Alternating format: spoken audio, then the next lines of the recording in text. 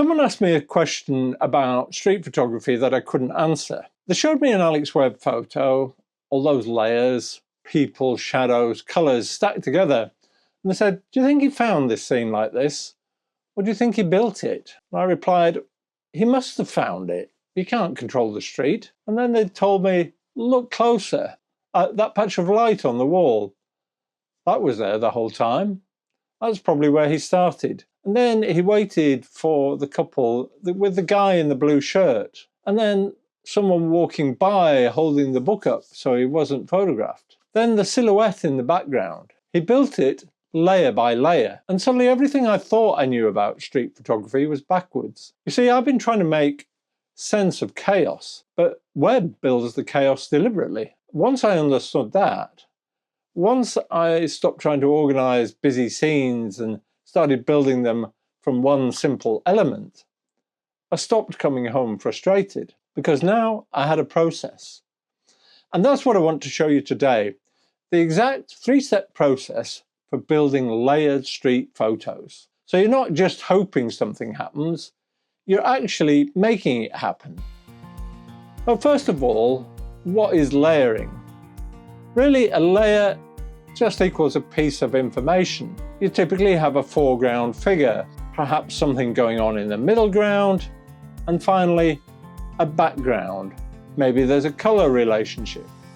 But each layer gives the viewer something new to discover. And the more layers you build into your photo, the longer people will look at it. See, what I got wrong, I thought you found scenes with layers already there, but the reality is you build them. So how do you build them? Let's take a walk around Kendal and I'll show you a simple three-step process to build layers into your photos. In the short walk around the town, I can't promise to produce any Alex Webb worthy masterpieces in just a couple of hours while I make this video. But I can guarantee you that by the end of this video, you'll know how to find and build layers, and it's actually quite simple.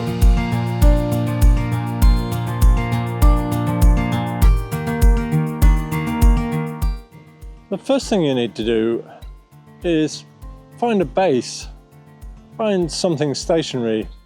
It might be just a patch of light.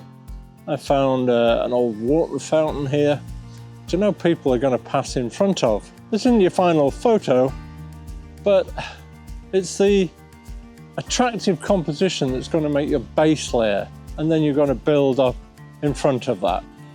Once you've found your base, then you need to sort of develop a mental checklist of what you want to add into your photo. Is it a person to give it some scale? Is it something with a contrasting color? Maybe it's an action somebody's taking, a gesture, somebody looking up, or maybe it's some other movement that you maybe going to blur to create that dynamic movement, like a cyclist going by, a dog running by. What you're really doing at this point is, as Alex Webb famously said, is waiting for the world to fall into place. Well, this is where serendipity starts to make sense. And when I first started trying to take photographs with layers, I thought I needed to find the whole scene already set up. That's where it was going wrong. And that's the secret to this. You create your base and then let the other layers build up on it as you stand there and wait patiently.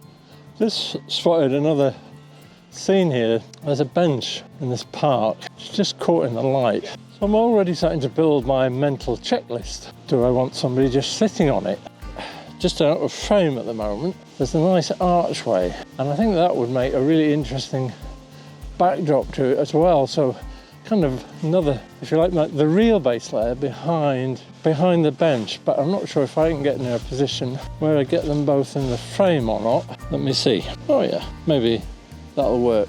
So this is step 3 in your process now. I found this scene, but I haven't got the rest of the characters in my story. So I'm going to have to wait patiently. It frankly feels a bit awkward, especially as I'm stood here filming myself as well. That draws a little bit of attention to me, but this is how you get those photos.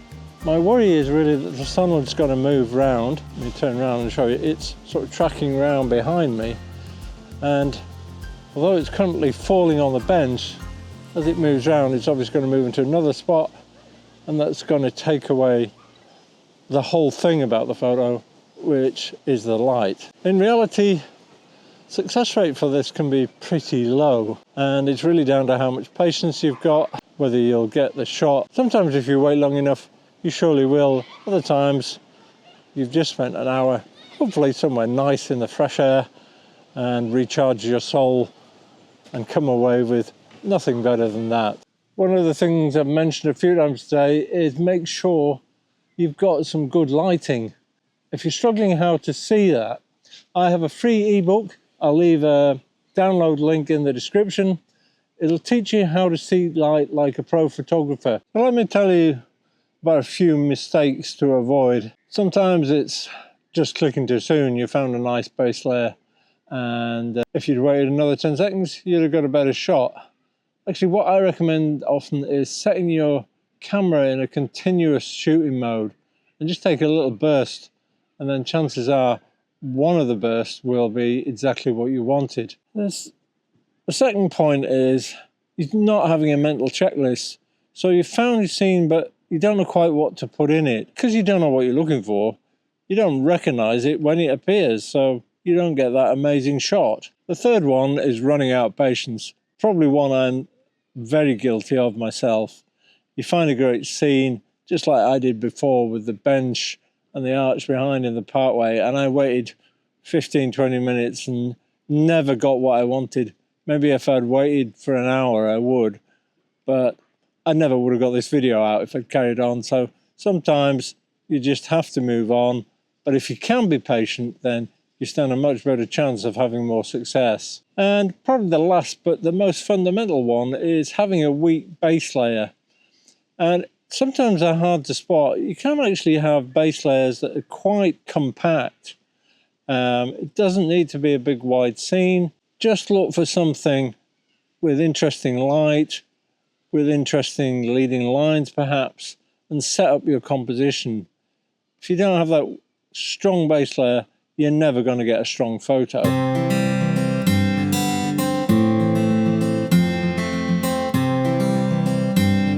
So in this photo, I'd got my base layer, and it was really then about just waiting for chance. There was the lady with her dog playing around. There was the guy in the dark blue anorak who was walking up and down waiting to meet somebody. And what he really needed was something in my foreground. And then unfortunately this couple came along, and I let them come right into my foreground to build the final layer. So we've got a kind of loop going on from them to the guy in the dark, and then the dog, and then the owner. In this photo, what had really attracted me to it was the framing of the leaves. The sunlight was just hitting them and making them come alive. And then I'd seen the guy in the red jackets walking down, and I saw the red car, and I thought maybe there's something I can do with them to match them and frame it all in the leaves. And there was somebody else walking a dog in the background. Now they're actually hidden behind the guy in the red at the moment, but the dog stayed there sniffing at something of interest, and that created the extra depth in my photo. This was another scene. I don't think it is a great one in terms of layering, but what attracted me to it was the blue door, and I was really looking for contrasting colours. I saw the mailman coming with his red car, and then I saw a lady in a red jacket, and I was just lucky that they all kind of met at the same time, and that's how I built up this photo. I'd been following this guy up the street with the bright yellow cap, and it just like, I wondered if I could put him right in my foreground and have this big splash of yellow. And then eventually we got to this pedestrian crossing, and it's quite a complicated scene here. And I just stood back and waited a bit, and waited for people to cross the road and look for things that would build up my layers. So I'd kind of set myself up looking up the street. Then there was the lady in the orange top that nicely matched the orange of the pedestrian crossing sign. There was another lady behind her in blue on her phone, and a gentleman with a dog sat down behind them. Over on the right-hand side was somebody in red, and it kind of helped balance up the no entry sign and the British Heart Foundation red signboard. And then I just waited for this guy who was crossing and looking at his phone for directions to be sort of framed between the person in the yellow hat and the pole of the pedestrian crossing sign. He's out of focus, but that doesn't really matter because he's moving and it creates a bit of movement in the photo. And that's how I built the layers up in this shot. In this next photo, I'd spotted the guy at the bus shelter who was hanging around, obviously waiting for a bus, and the red man in the bottom right-hand corner kind of matched the red bike in the background. But I wanted to create a bit more of a story. There was a car there, and it was actually sat stationary for quite a long time because the traffic lights were on red. So I thought, if I can set a slow shutter speed, and this is taken at about a 25th of a second, when the car moves, it'll just add that extra movement. It'll add some contrast to the static red man. And so I've got layers. I've got something right in my foreground. I've got the movement in my middle ground. And then my background is the man leaning against the bus shelter. My next find was this girl sat on a bench. And the beautiful thing about it was the light in front of her, it was falling between some buildings. It was creating some really interesting shadows. She was so absorbed in her phone, she was completely oblivious. And I was able to stand here for quite a while and get a few shots. This first one really is just of some people framing her either side. And again, I set a slow shutter speed so they are sort of blurred and create the movement. I was looking for interesting patterns with the shadows, so catching the light at the right moment. This is another example of the same scene. Saw this guy coming into the shot with a red bag, and I thought that created a bit of continuity with the red sign. At the same time, the girl looked up and I had some really nice shadows in the foreground. So I had all my layers completed. I was continually looking out for people with red, and then this guy walked by with the red jumper.